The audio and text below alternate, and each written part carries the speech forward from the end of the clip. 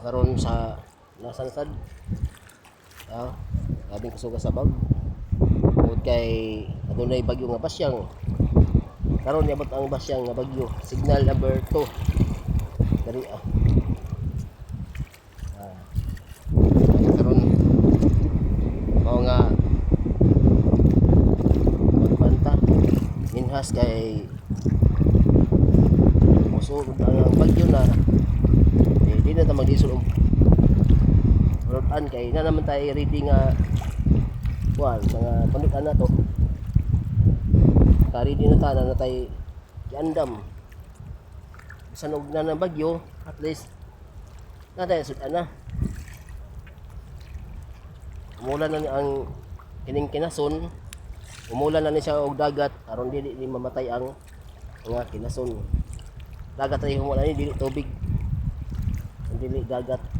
ubay-ubay na ito nakuha gandang ka na ni okay guys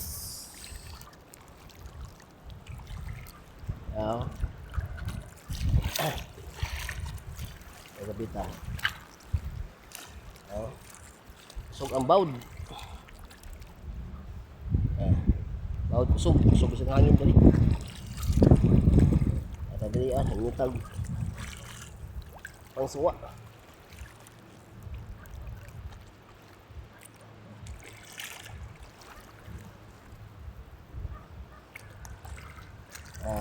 ganyan sa kuwan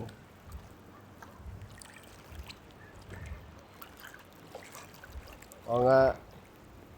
kailangan nyo ta magkugi ay karon ta nga mabuhi dili sa isla na dali ang daghan mga grasya nga makuha nimo diri sa dagat klase lang gusto kag isda naa kinason naa bisan unsa magkugi lang ka diri pangita ay karing unasan gihimo ko na nig suluyanan ganyo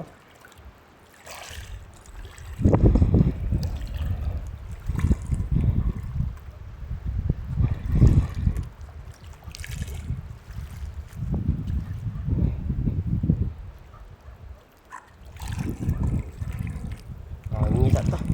padudan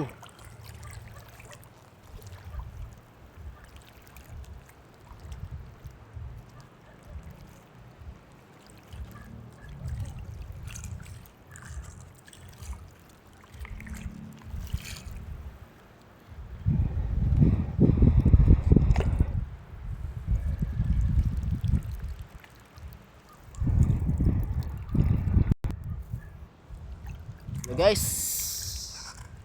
salamat kayo sa mga nag-view sa akong vlog. Salamat sa kayo sa mga nag-comment